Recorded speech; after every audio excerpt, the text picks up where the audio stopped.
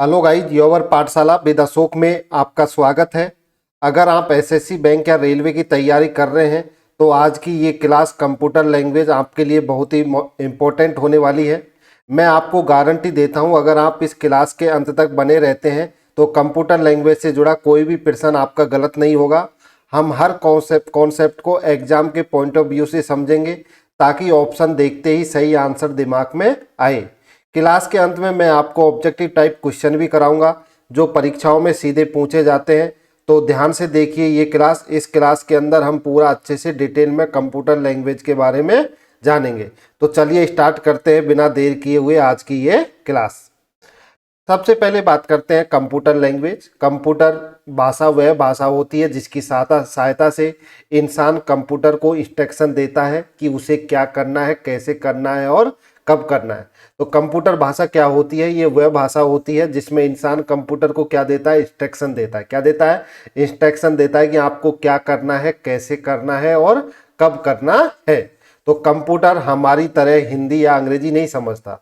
जो कंप्यूटर होता है वो हमारी तरह हिंदी और अंग्रेजी नहीं समझता। वह केवल 0 और 1 बाइनरी लैंग्वेज पे काम करता है। किस पे लैंग्वेज पर काम करता है? बाइनरी लैंग्वेज पर काम करता है, जिसको हम मशीनी लैंग्वेज भी बोलते हैं। क्या बोलते हैं? जिसको हम मशीनी लैंग्वेज भी बोलते हैं। तो जो हमारा कंप्यूटर होता है वो बाइनरी लैंग्वेज पर काम करता है, जिसको हम 0 और 1 कहते हैं। तो इसलिए इंसान और कंप्यूटर के बीच में कम्युनिकेशन करने के लिए हमको कंप्यूटर लैंग्वेज का प्रयोग करना होता है। तो इंसान और कंप्यूटर के बीच में कम्युनिकेशन करने के लिए हम किसका यूज करते हैं? कंप्यूटर लैंग्वेज का यूज करते हैं, क्योंकि ये इंसान की तरह हिंदी और अंग्रेजी नहीं समझता है हमारा कंप्यूटर। ये ओनली 0 और 1, जिसको हम मशीनी लैंग्वेज कहते हैं, को समझता है। तो जैसे इंसान आपस में बात करने के लिए भाषा का प्रयोग करते हैं, वैसे ही कंप्यूटर से काम कराने के लिए हमको कंप्यूटर की भाषा का प्रयोग करना होता है। अब बात करें कंप्यूटर लैंग्वेज की तो कंप्यूटर लैंग्वेज दो टाइप की होती है। एक लो लेवल लैंग्वेज होती है और एक हाई लेवल लैंग्वेज होती है। कितने टाइप की होती है? दो टाइप की होती है। एक लो लेवल लैंग्वेज होती है और एक हाई लेवल लैंग्वेज होती है। तो जो मशीनी लैंग्वेज और असेंबली लैंग्वेज होती हैं, ये दोनों किसके अंदर आती हैं? लो लेवल किसके आती है? किसके अंदर आती हैं? लो लेवल उसके अंदर आती हैं। तो ये दोनों की दोनों क्या है? लो लेवल लैंग्वेज हैं। क्या है? ये मशीनी लैंग्वेज और असेंबली लैंग्वेज दोनों की दोनों लो लेवल लैंग्वेज है। और ये कौन सी लैंग्वेज है? हाई लेवल लैंग्वेज है, जिसके अंदर सी प्लस, पाइथन, ये किसके अंदर आती हैं? हाई लेवल लैंग्वेज के अंदर आती हैं।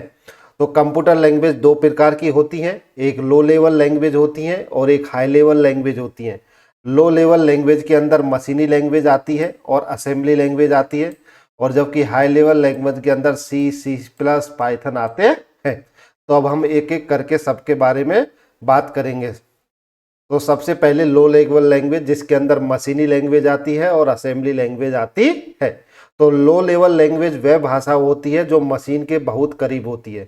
तो जो लो लेवल लैंग्वेज होती है वह भाषा मशीन के बहुत करीब होती है। इस भाषा में लिखे गए निर्देश कंप्यूटर आसानी से समझ लेता है।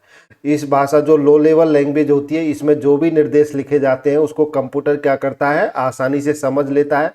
लेकिन जिस चीज़ को कंप्यूटर आसानी से समझेगा और उस चीज़ को इंसान को समझने में क्या होगी? कठिनाई होगी। अगर कोई भी चीज़ को अगर कंप्यूटर आसानी से समझ रहा है तो उस चीज़ को, उस लैंग्वेज को इंसान को समझने में कठिनाई होती है। इसलिए लो लेवल लैंग्वेज होती है, इन्हें समझना इंसान के लिए कठिन होता है। और जबकि ये कंप्यूटर के लिए क्या होती हैं? आसान होती है। लो लेवल लैंग्वेज सीधे हार्डवेयर से जुड़ी होती हैं। जो लो लेवल लैंग्वेज होती हैं सीधी किससे जुड़ी हुई होती हैं? ये सीधी की सीधी हार्डवेयर से जुड़ी हुई होती है। लो लेवल लैंग्वेज मशीन पर निर्भर करती है, और ये किस पर निर्भर करती है? मशीन पर निर्भर करती है।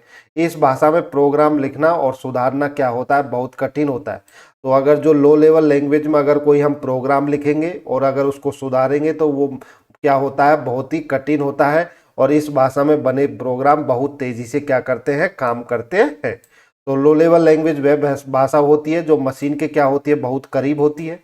इस भाषा में लिखे गए निर्देश को कंप्यूटर आसानी से समझ सकता है, लेकिन इंसान के लिए ये लो लेवल लैंग्वेज क्या होती है? बहुत ही कठिन होती है। याद रखिए, कंप्यूटर के लिए तो लो लेवल लैंग्वेज आसान है, जबकि इंसान के लिए क्या है? कठिन है। लो लेवल लैंग्वेज मशीन पर निर्भर होती हैं। इस भाषा में प्रोग्राम लिखना और सुधारना क्या होता है, कठिन होता है। अब प्रोग्राम लिखेगा सुधारेगा कौन, आदमी सुधारेगा, इंसान ही सुधारेगा। अब इंसान को वैसे ही लेवल लैंग्वेज कठिन होती है, तो इसलिए इस भाषा में प्रोग्राम लिखना और सुधारना क्या होता है, कठिन होता है। और इस भाषा में बने प्रोग्राम बहुत तेजी से काम करते हैं। अगर लो लेवल लैंग्वेज में कोई प्रोग्राम बना हुआ है तो वो बहुत तेजी से काम करेगा, क्योंकि कंप्यूटर इसको आसानी से समझ लेता है। लेकिन ये इंसान के लिए क्या होता है, कठिन होता है। इसलिए इसमें अगर आप कोई प्रोग्राम लिखोगे और उसको अगर सुधारना होगा तो वो बहुत कठिन होता है। तो कंप्यूटर के अंदर मैंने लो लेवल लैंग्वेज ये दो टाइप की होती है, एक मशीनी लैंग्वेज होती है और असेंबली लैंग्वेज होती है। ये दोनों लैंग्वेज किसके अंदर आती हैं, लो लेवल लैंग्वेज के अंदर आती है। किसके अंदर आती हैं, लो लेवल लैंग्वेज के अंदर आती है, मशीनी लैंग्वेज और असेंबली लैंग्वेज। तो ये जो लो लेवल लैंग्वेज है ये कंप्यूटर के लिए आसान रहती है, लेकिन मनुष्य के लिए क्या होती है, बहुत ही कठिन होती है। और इसके लिए अगर तो आप कोई प्रोग्राम या कुछ इसके अंदर अगर आप कुछ संशोधन करना चाहते हो तो उसको करना क्या होता है, बहुत ही कठिन होता है लो लेवल लैंग्वेज के लिए। लेकिन हाई लेवल लैंग्वेज के लिए आप आसानी से कर सकते हो। तो लो लेवल लैंग्वेज को हमने दो भागों में बांटा, एक मशीनी लैंग्वेज होती है और एक असेंबली लैंग्वेज होती है। तो सबसे पहले बात करते हैं हम मशीनी लैंग्वेज की। तो मशीनी लैंग्वेज वह भाषा होती है जिसे कंप्यूटर सीधे समझता है। क्या करता है, मशीनी लैंग्वेज वह भाषा होती है जिसको डायरेक्टली कंप्यूटर समझ लेता है। और जो मशीनी लैंग्वेज होती है ये 0 और 1 पर आधारित होती है। तो जो हमारी जो ये मशीनी लैंग्वेज होती है ये किस पर आधारित होती है, 0 और 1 पर आधारित होती है, जिसको हम बाइनरी बोलते हैं। तो मशीनी लैंग्वेज को बाइनरी लैंग्वेज भी कहा जाता है।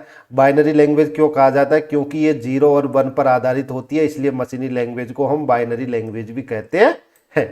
तो ये लो लेवल लैंग्वेज के अंदर ही मशीनी लैंग्वेज आती है और असेंबली लैंग्वेज आती है। तो इसके अंदर जो मशीनी लैंग्वेज होती है उसको सीधे कंप्यूटर समझता है। मशीनी लैंग्वेज केवल 0 और 1 पर आधारित होती है, इसलिए इसको बाइनरी लैंग्वेज भी कहा जाता है। अब इसकी कुछ विशेषताओं की बात करते हैं मशीनी लैंग्वेज की। तो मशीनी लैंग्वेज कंप्यूटर की सबसे पहली और मूल भाषा होती है। तो जो मशीनी लैंग्वेज होती है वो कंप्यूटर की सबसे पहली और मूल भाषा होती है। और मशीनी लैंग्वेज को सीपीयू सीधे समझता है। तो सीपीयू का मतलब सेंट्रल प्रोसेसिंग यूनिट होती है। ये मशीनी लैंग्वेज को क्या करते हैं, सीधे समझते हैं, इसलिए ये सबसे पहली और मूल भाषा कहा जाता है। मशीनी लैंग्वेज के लिए किसी प्रकार के ट्रांसलेटर की आवश्यकता नहीं होती, क्योंकि जब आप मान लीजिए आप सपोज कीजिए आपसे कोई हिंदी में बात कर रहा है और आप हिंदी जानते हो, तो आपको ट्रांसलेटर की जरूरत पड़ेगी, नहीं पड़ेगी। ऐसा ही मशीनी लैंग्वेज में होता है। मशीनी लैंग्वेज कंप्यूटर जानता ही है, तो मशीनी लैंग्वेज के लिए किसी ट्रांसलेटर की आवश्यकता नहीं होती। ट्रांसलेटर की आवश्यकता जब पड़ती है जब आप उस लैंग्वेज को नहीं जानते हो। जैसे मान लीजिए आपसे कोई चाइनीज लैंग्वेज में बात करे, तो आप चाइनीज लैंग्वेज नहीं जानते हो, तो आपके लिए किसकी जरूरत पड़ेगी, ट्रांसलेटर की बात करेगी। अगर सपोज कीजिए कोई आपसे हिंदी में बात कर रहा है, तो हिंदी को तो आप सीधे समझ सकते हो।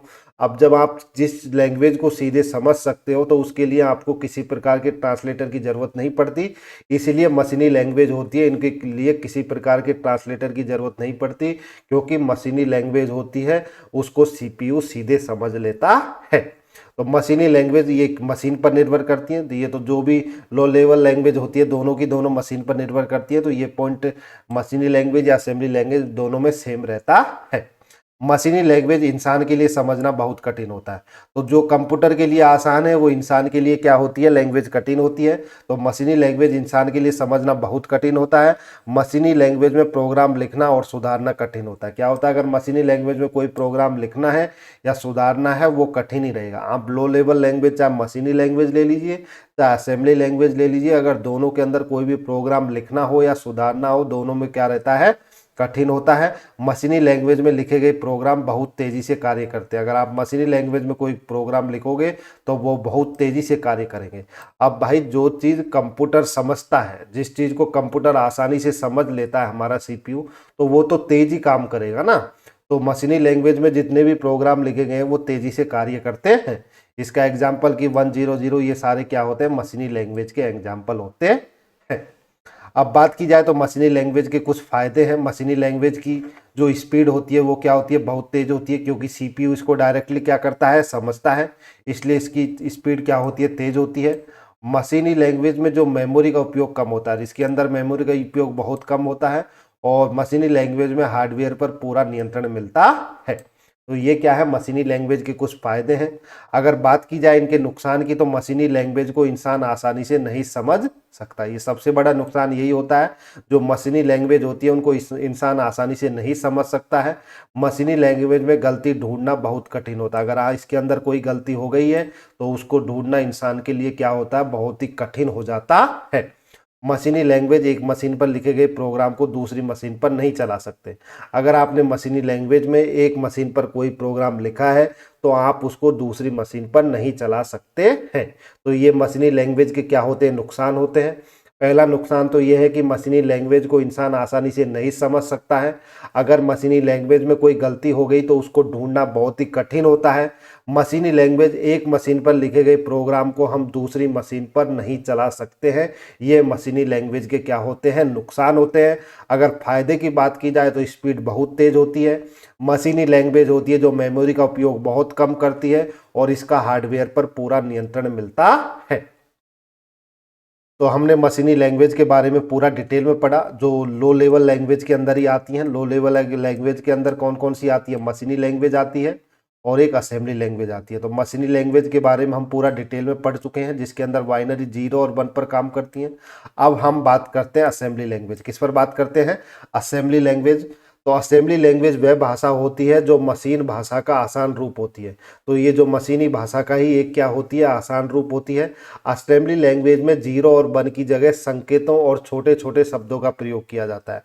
तो जो असेंबली लैंग्वेज होती है उसमें 0 और 1 का प्रयोग नहीं होता, बल्कि उसकी जगह क्या होता है, संकेतों और छोटे छोटे शब्दों का प्रयोग किया जाता है। किसका प्रयोग किया जाता है, छोटे छोटे शब्दों का। जैसे आपको एडिशन करना है, किसी चीज़ को जोड़ना है तो आप किसका यूज करोगे, ऐड का, ADD, छोटा शब्द का यूज कर रहे हो। अगर आप सबस्ट्रैक्शन मतलब किसी चीज़ को घटाना है तो आप क्या करोगे, SUV यूज करोगे। ऐसे अगर मूविंग एक चीज़ से एक जगह से दूसरी जगह मूव कराना है तो आप पूरा मूविंग यूज नहीं करोगे, क्या यूज करोगे, MOV। क्या करोगे, तो आप छोटे छोटे शब्दों का यूज करते हो किसके अंदर, मशीनी लैंग्वेज के। जैसे मूव के अंदर आपने A B, ये क्या हो गए, छोटे छोटे इनके कोड हो गए, क्या हो गए, आप छोटे छोटे संकेत बना लिए। तो आप किसका यूज करते हैं, असेंबली लैंग्वेज के अंदर आप छोटे छोटे संकेतों या छोटे छोटे शब्दों का उपयोग करते हैं। तो असेंबली लैंग्वेज में 0 और 1 की जगह आप संकेतों और छोटे छोटे शब्दों का उपयोग करते हैं।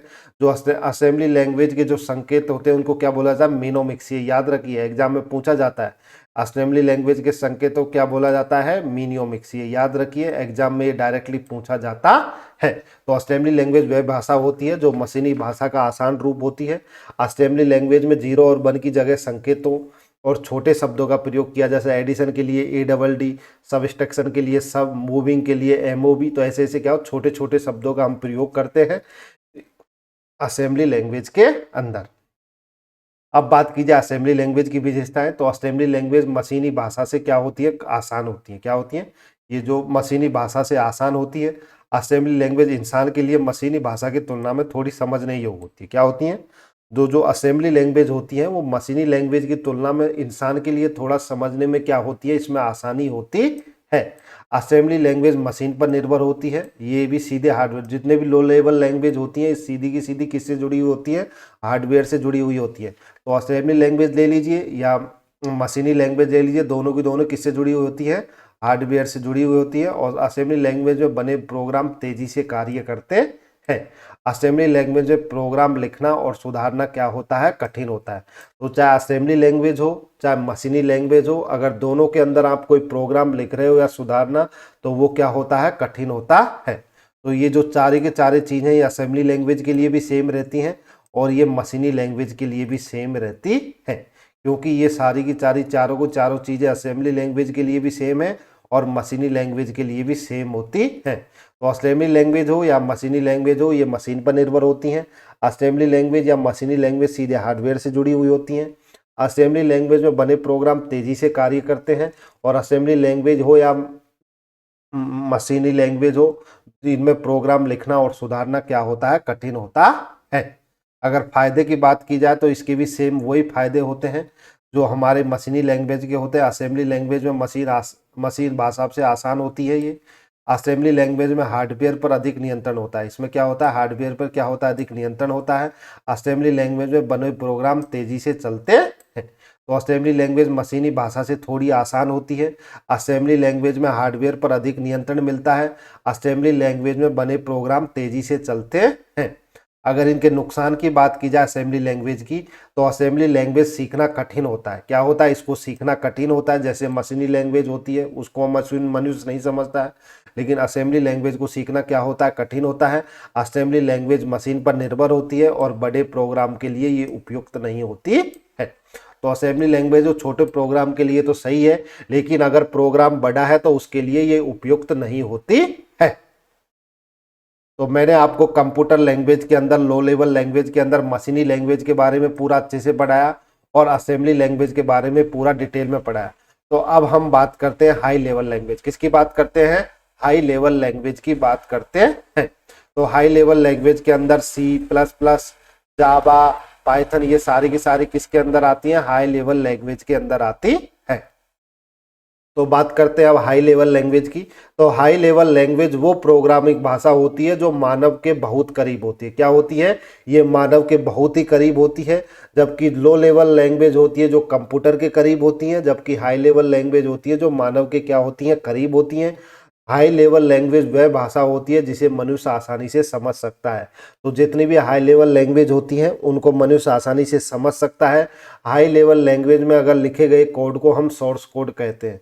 अगर हाई लेवल लैंग्वेज में आप कोई भी कोड लिखते हो उस कोड को क्या बोला जाता है, सोर्स कोड बोला जाता है। हाई लेवल लैंग्वेज को समझना और लिखना आसान होता है। अगर हाई लेवल लैंग्वेज में आप कुछ समझ लिखते हो तो वो क्या होता है, उसको समझना भी आसान है और लिखना भी आसान होता है। इस भाषा में प्रोग्राम इंग्लिश जैसे शब्दों में लिखे जाते हैं। इसमें जो भाषा में जो प्रोग्राम लिखे जाते हैं वो इंग्लिश जैसे शब्दों में लिखे जाते हैं। हाई लेवल लैंग्वेज में 0 और 1 का प्रयोग नहीं किया जाता। जो हाई लेवल लैंग्वेज होती है उसमें बाइनरी लैंग्वेज का प्रयोग नहीं होता है, बाइनरी डिजिट्स का प्रयोग नहीं होता है। इस भाषा को कंप्यूटर सीधे नहीं समझ सकता। तो जो हाई लेवल लैंग्वेज होती है उस भाषा को कंप्यूटर सीधा नहीं समझ सकता, जबकि जो मशीनी लैंग्वेज होती है उसको कंप्यूटर सीधा समझ लेता है। असेंबली लैंग्वेज को भी कंप्यूटर सीधा नहीं समझता है। तो असेंबली लैंग्वेज को कंप्यूटर सीधा नहीं समझता है, इसके लिए हम किसका यूज करते हैं, असेंबलर का यूज करते हैं, जो असेंबली लैंग्वेज को मशीनी लैंग्वेज में बदलता है। तो इसी तरह जो हाई लेवल लैंग्वेज होती है इनको भी कंप्यूटर सीधा नहीं समझता है। तो हाई लेवल लैंग्वेज को मशीनी लैंग्वेज में बदलने के लिए हम कंप्लायर या इंटरप्रेटर की आवश्यकता होती है। किसकी आवश्यकता होती है, कंप्लायर और इंटरप्रेटर की आवश्यकता होती है। अब ये कंप्लायर क्या होता है, इंटरप्रेटर क्या होता है, तो इसी के आगे हम जब आपको भाषा को चेंज करने के बारे में डिटेल में पढ़ाएंगे तो वहाँ इसके बारे में अच्छे से पढ़ेंगे। यहाँ बस इतना सा याद रख लिए, हाई लेवल लैंग्वेज होती है उनको कंप्यूटर नहीं समझता है। तो कंप्यूटर को समझाने के लिए हम उसको किस में चेंज करेंगे, मशीनी लैंग्वेज में चेंज करेंगे। तो मशीनी लैंग्वेज में हाई लेवल लैंग्वेज को चेंज करने के लिए हम कंप्लायर या इंटरप्रेटर का उपयोग करते हैं। जबकि असेंबली लैंग्वेज को अगर हमको मशीनी लैंग्वेज में बदलना होता है तो हम किसका यूज करते हैं, असेंबलर का यूज करते हैं। तो कंप्लायर पूरे प्रोग्राम को एक साथ मशीनी लैंग्वेज में बदलता है। तो जो कंप्लायर होता है, जो लैंग्वेज को बदलने वाला, ये पूरे प्रोग्राम को एक साथ मशीनी लैंग्वेज में बदलता है। जबकि जो इंटरप्रेटर होता है ये लाइन बाय लाइन मशीनी लैंग्वेज में बदलता है। ये याद रखिए, एग्जाम में पूछा जाता है पूरे प्रोग्राम को एक साथ कौन बदलता है, तो कंप्लायर बदलता है, और लाइन बाय लाइन कौन बदलता है, इंटरप्रेटर बदलता है। High level language hardware independent होती है। जो हाई लेवल लैंग्वेज होती है जो हार्डवेयर से क्या होती है, इंडिपेंडेंट होती हैं। जबकि जो लो लेवल लैंग्वेज होती हैं जो हार्डवेयर से क्या होती हैं, जुड़ी हुई होती हैं। तो हाई लेवल लैंग्वेज होती हैं जो हार्डवेयर से इंडिपेंडेंट होती हैं, जबकि जो लो लेवल लैंग्वेज होती है जिसके अंदर मशीनी लैंग्वेज और असेंबली लैंग्वेज आती है, ये हार्डवेयर से क्या होती है, जुड़ी हुई होती है। इस भाषा में हार्डवेयर की जानकारी होना जरूरी नहीं होता है। अगर जो हाई लेवल लैंग्वेज के लिए आपको किसी प्रकार की हार्डवेयर की जानकारी होना जरूरी नहीं होता है। High level language user friendly भाषा होती है। किसको, क्योंकि इसको जो मनुष्य है वो आसानी से समझ सकता है। तो जिस चीज़ को मनुष्य आसानी से समझ जाए उसी को क्या बोला जाता है, यूजर फ्रेंडली बोला जाता है। क्या बोला जाता है, यूजर फ्रेंडली बोला जाता है। अगर इस भाषा में अगर कोई एरर हो गया है तो उसको ढूंढना क्या होता है, आसान होता है। लेकिन अगर लो लेवल लैंग्वेज में अंदर कोई एरर हो जाता है तो उसको ढूंढना क्या होता है, आसान नहीं होता। अब जब मैं भी आपको जब भी लो लेवल लैंग्वेज की बात करूँगा तो आपके दिमाग में दो चीज़ आनी चाहिए। मशीनी लैंग्वेज और असेंबली लैंग्वेज, ये दोनों ही क्या है, लो लेवल लैंग्वेज है। और जब मैं हाई लेवल लैंग्वेज की बात करूंगा तो इसमें फोर्टन, कोबल, मैं अभी आगे डिटेल में आपको पढ़ाऊंगा कौन कौन सी लैंग्वेज होती है। तो जब भी मैं लो लेवल लैंग्वेज की बात कर रहा हूँ तो आपके दिमाग में आना चाहिए मशीनी लैंग्वेज और असेंबली लैंग्वेज, ये दोनों की दोनों लैंग्वेज लो लेवल लैंग्वेज होती है। तो हाई लेवल लैंग्वेज में प्रोग्राम लिखने में कम समय लगता है। अगर हाई लेवल लैंग्वेज में आप कोई प्रोग्राम लिखोगे तो उसमें समय कम लगता है।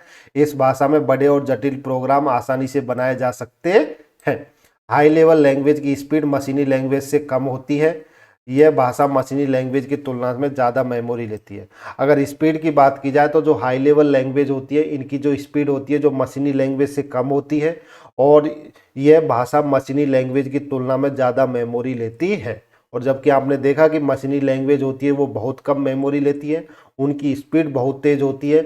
लेकिन जो हाई लेवल लैंग्वेज होती है इनकी स्पीड मशीनी लैंग्वेज से कम होती है, और यह भाषा मशीन लैंग्वेज की तुलना में ज़्यादा मेमोरी लेती है। जो हाई लेवल लैंग्वेज होती है वो मशीनी लैंग्वेज की तुलना में ज़्यादा मेमोरी लेती है।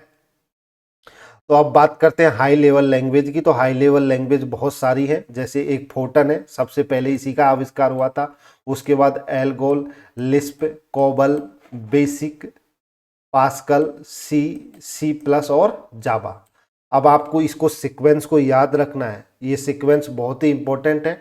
तो इस सीक्वेंस को याद रखने की एक ट्रिक है, for all list CO BA pass C++ जावा। तो इसको याद रखिए, for all list CO BA पास, जो for all list CO BA pass C++ जावा।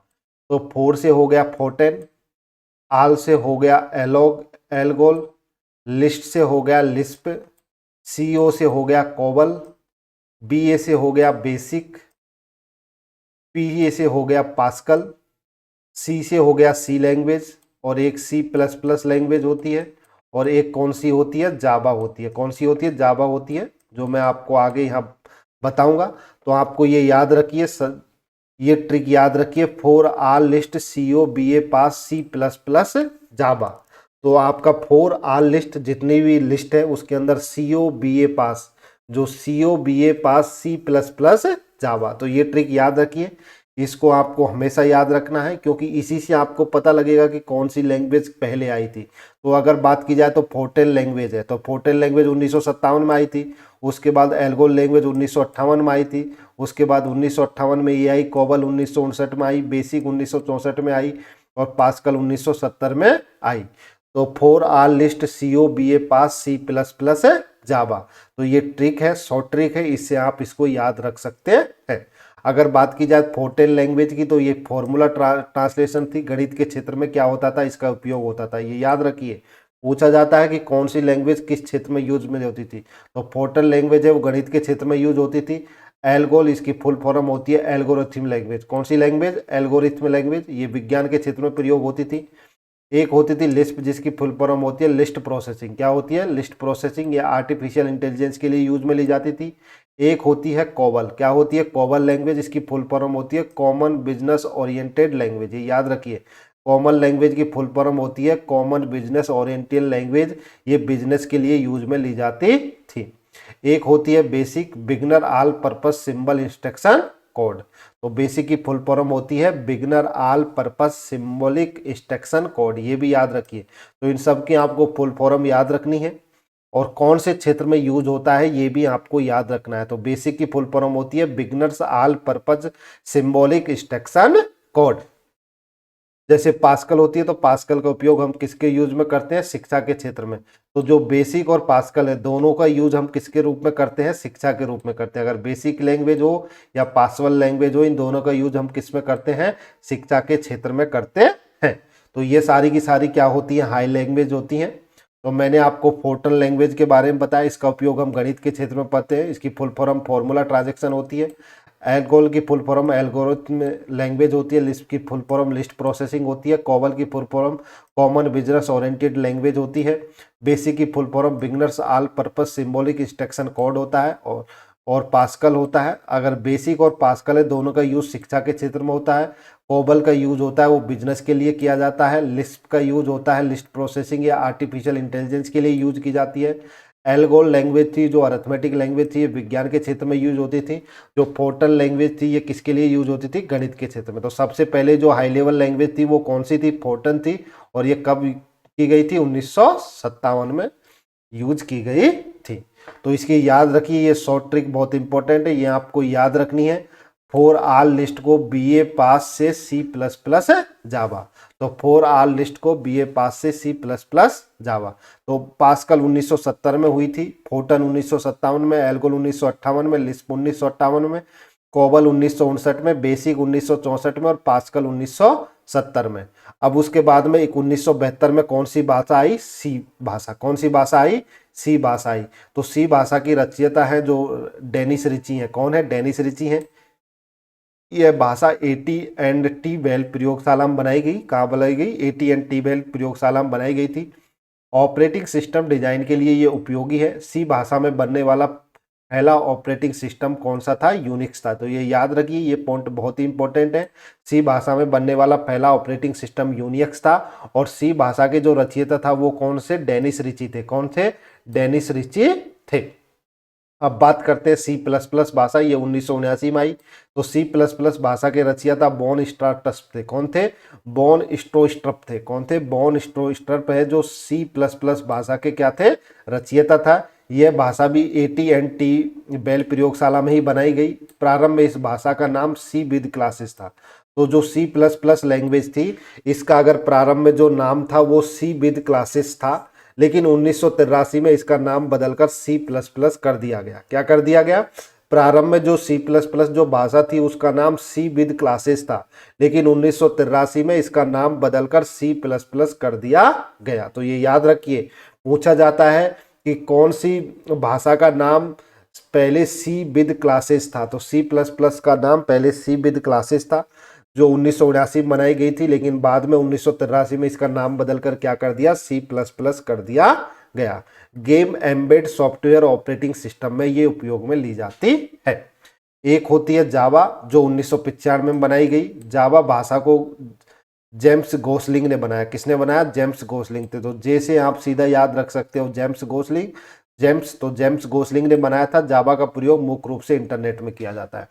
तो जो जावा लैंग्वेज होती है इसका प्रयोग हम कहाँ करते हैं, मुख्य रूप से इंटरनेट लैंग्वेज में करते हैं। तो आपको पूरा लैंग्वेज के बारे में अच्छे से समझ में आ गया होगा। मैंने आपको ट्रिक बताई दी थी कि for all list CO BA pass C plus plus Java. तो इसके अंदर एक लैंग्वेज आती है, सबसे पहले फोर्टन का बनाई गई, उसके बाद एल्गोल बनी, फिर लिस्प बनी, फिर कोबल बनी, फिर बेसिक बनी, फिर पास्कल बनी, फिर सी बनी, फिर C प्लस प्लस बनी, और उसके बाद में क्या बनी, जावा बनी। तो इंटरनेट के क्षेत्र में किसका यूज करते हैं, जावा का ही यूज किया जाता है। फोर्टन का यूज गणित के क्षेत्र में होता है, इसका विज्ञान के क्षेत्र में होता है, इसका आर्टिफिशियल इंटेलिजेंस में होता है। कोबल का उपयोग हम बिजनेस के यूज में करते हैं। बेसिक और पास्कल है, दोनों का यूज किसके क्षेत्र में होता है, शिक्षा के क्षेत्र में किया जाता है। वैसे ही एक सी लैंग्वेज होती है, एक C प्लस प्लस लैंग्वेज होती है, और एक जावा लैंग्वेज होती है। तो जो सबसे पहले लैंग्वेज बनी थी वो कौन सी थी, फोर्टन लैंग्वेज थी। तो मैंने आपको हाई लेवल लैंग्वेज के बारे में पूरा अच्छे से डिटेल में समझा दिया है। ये याद रखिए, सी भाषा 1972 में बनाई गई थी और इसके रचयिता डेनिस रिची थे। C प्लस भाषा है, इसके रचयिता बॉन स्ट्रास्ट्रप थे। कौन थे, बॉन स्ट्रास्ट्रप। तो इसे ऐसे याद रखिए, जैसे 2 बार प्लस है तो यहाँ देखिए स्ट्रा, ये एक बार है, 2 बार है, स्ट्र 2 बार है, तो इसका मतलब ये किसके लिए है, C प्लस प्लस के लिए है। और डेनिस रिची का आप सीधा याद रख सकते हो, डी क्या आ रहा है, डी आ रहा है, तो डी से पहले क्या आता है, C आता है, तो डी का मतलब, तो ये किससे संबंधित है, C लैंग्वेज से संबंधित है। और ऐसे जावा भाषा को जेम्स गेसिंग ने लिखा है। जैसे आप याद रखिए जावा, तो जावा भाषा को जेम्स गोसलिंग ने बनाया। जावा का प्रयोग मुख्य रूप से इंटरनेट में किया जाता है। तो मैंने आपको मशीनी लैंग्वेज, असेंबली भाषा और हाई लेवल लैंग्वेज के बारे में पूरा अच्छे से डिटेल में समझाया था, जिसके अंदर मशीनी लैंग्वेज और असेंबली लैंग्वेज होती हैं, ये लो लेवल लैंग्वेज होती हैं। तो अब हम इसके बारे में पूरा एक बार दोबारा से समराइज करते हैं। तो चलिए स्टार्ट करते हैं। तो सबसे पहले बात करते हैं भाषा का रूप। तो जो मशीनी लैंग्वेज होती है वो 0 और 1 के रूप में होती है, और ये किस में होती है, असेंबली लैंग्वेज मियोनिक्स में होती है। किस में होती है, मेनियोमोनिक्स में होती है। और जो हाई लेवल लैंग्वेज होती है ये कैसी होती है, इंग्लिश जैसी होती है। अगर बात की जाए समझने की, तो मशीनी भाषा को समझना मानव के लिए बहुत कठिन होता है। असेंबली लैंग्वेज को समझना थोड़ा सा आसान है, लेकिन मानव के लिए अब हाई लेवल लैंग्वेज को समझना बहुत आसान होता है। अगर बात करें लिखने की, तो मशीनी भाषा को लिखने के लिए भी मनुष्य को बहुत कठिनाई होती है। इसको लिखने में थोड़ा मध्यम कठिनाई होती है, और लेकिन हाई लेवल लैंग्वेज को लिखना मानव के लिए बहुत ही आसान होता है। अगर बात की जाए ट्रांसलेटर की, तो मशीनी लैंग्वेज के लिए किसी प्रकार के ट्रांसलेटर की कोई ज़रूरत नहीं पड़ती, क्योंकि जो कंप्यूटर होता है वो मशीनी लैंग्वेज को तो वैसे ही समझता है।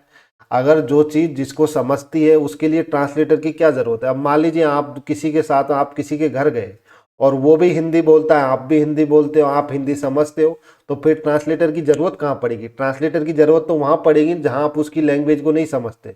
अगर मशीनी लैंग्वेज है तो कंप्यूटर मशीनी लैंग्वेज को तो वैसे ही समझता है, तो यहाँ पे ट्रांसलेटर की कोई ज़रूरत नहीं है। असेंबली भाषा के लिए जो ट्रांसलेटर होता है वो कौन सा होता है, असेंबलर होता है, जो असेंबली भाषा को मशीनी भाषा में बदलता है। और जो हाई लेवल लैंग्वेज होती है, इसके अंदर जो ट्रांसलेटर होता है, कंप्लायर होता है और इंटरप्रेटर होता है। क्या होता है, ये पूरे के पूरे एक साथ पूरे उसको क्या करता है, पेज को ट्रांसलेट करता है, और ये लाइन बाय लाइन, इंटरप्रेटर क्या होता है, लाइन बाय लाइन ट्रांसलेट करता है। हार्डवेयर की निर्भरता क्या करती है, तो मशीनी लैंग्वेज है ये पूरी तरह हार्डवेयर पर ही निर्भर रहती है।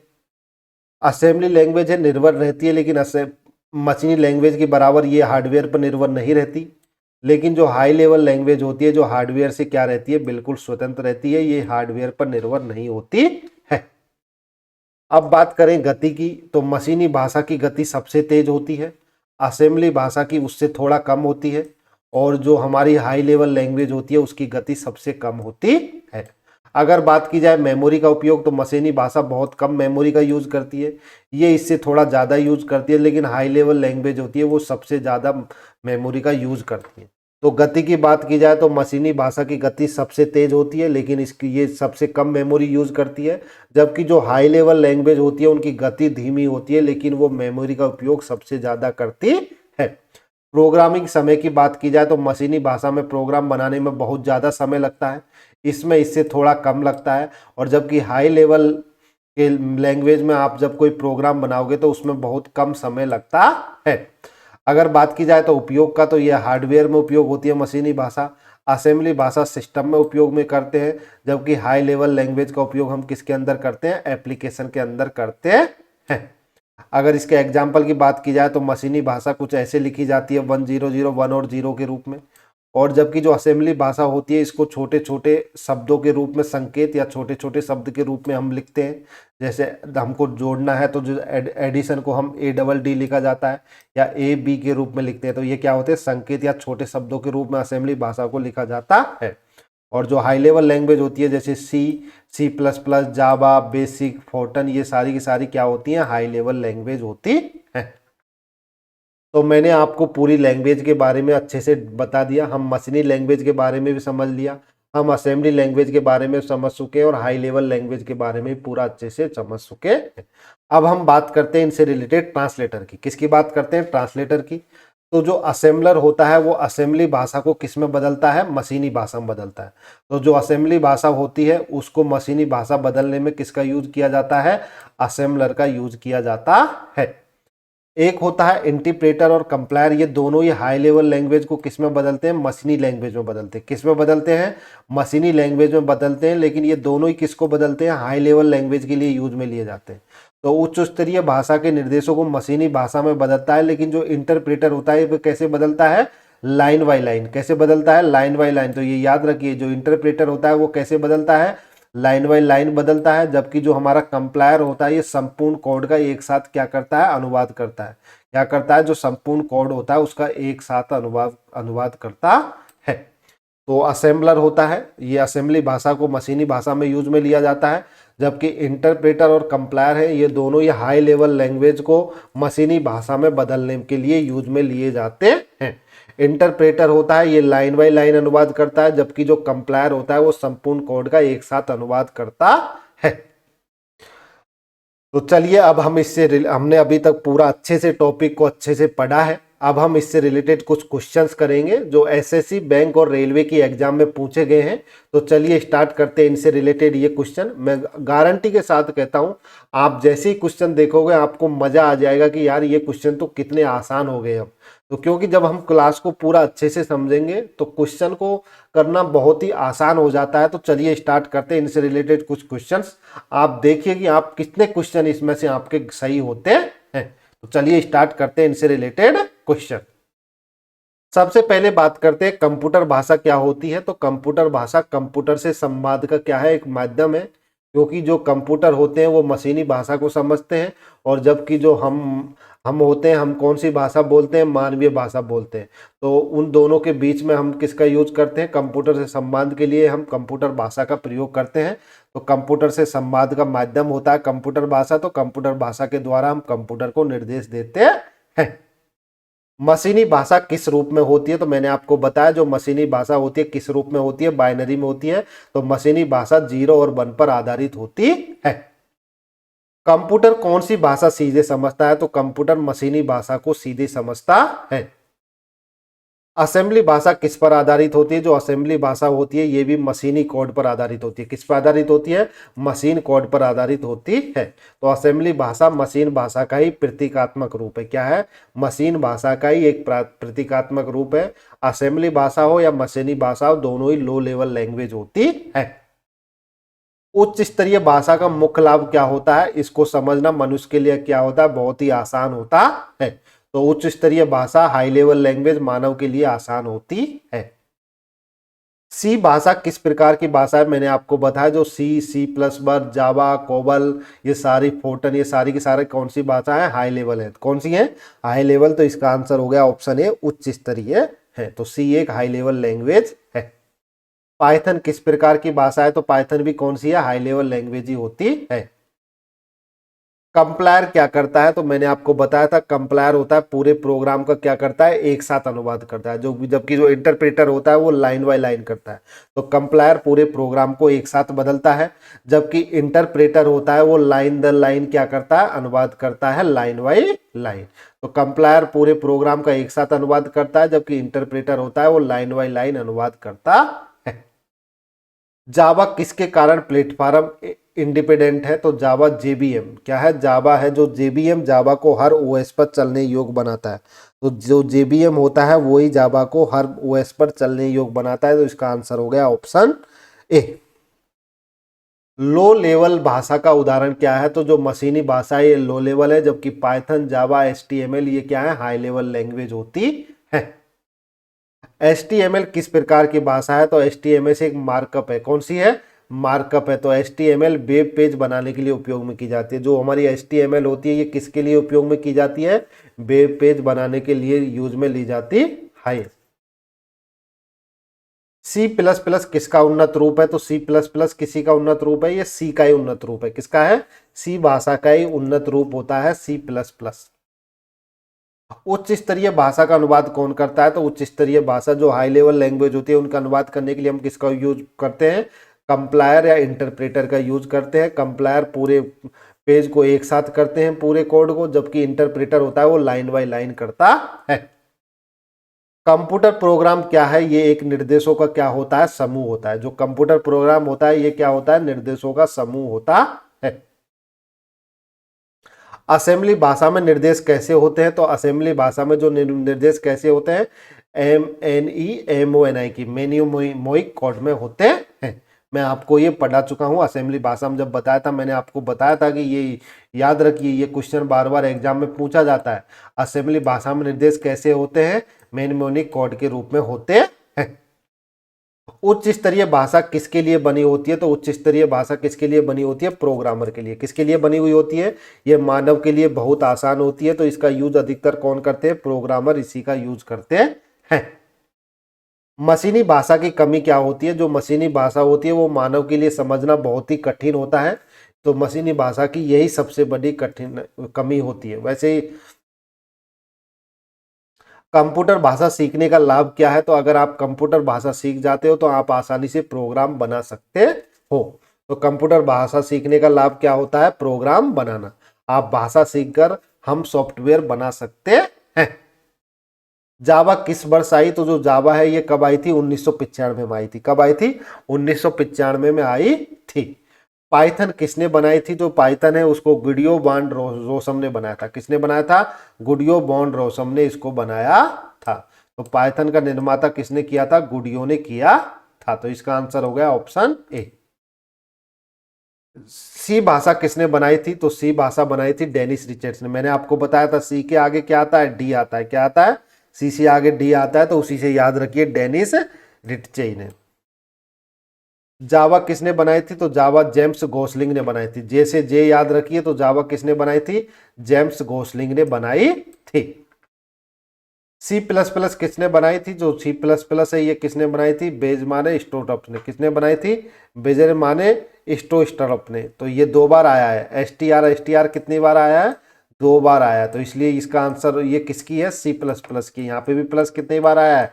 2 बार आई है। तो इसी से इसको आप याद रख सकते हो, बिजनारे स्टोटअप ने इसको बनाया था। हाई लेवल लैंग्वेज जिसको हिंदी में उच्च स्तरीय भाषा कहते हैं का एक और उदाहरण क्या है? तो जावा है जो हाई लेवल लैंग्वेज होती है, बाइनरी नहीं होती, ऑर्थोडॉक्स नहीं होती, हेक्स नहीं होती। तो यहाँ पे आंसर क्या हो गया? जावा है जो एक हाई लेवल लैंग्वेज होती है। असेंबली भाषा किसके करीब होती है? जो असेंबली भाषा होती है ये भी हार्डवेयर के करीब ही होती है। तो इसका आंसर हो गया ऑप्शन ए, असेंबली हार्डवेयर के नजदीक ही होती है। मशीनी भाषा किस पर निर्भर होती है? तो जो मशीनी भाषा होती है वो पूरा किस पर निर्भर होती है? हार्डवेयर पर निर्भर होती है। उच्च स्तरीय भाषा का नुकसान क्या है? तो ये क्या होती है? धीमी हो सकती है। जो हाई लेवल लैंग्वेज होती है ये क्या होती है? धीमी होती है, और इसके लिए बहुत ज़्यादा मेमोरी की ज़रूरत पड़ती है। जबकि जो मशीनी लैंग्वेज होती है वो बहुत तेज होती है, लेकिन उसके लिए जो मेमोरी होती है वो भी बहुत कम ज़रूरत पड़ती है।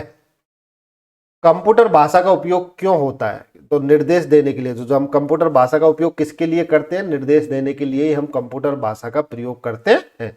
तो कंप्यूटर भाषा के द्वारा ही हम कंप्यूटर को क्या बताते हैं? काम बताते हैं।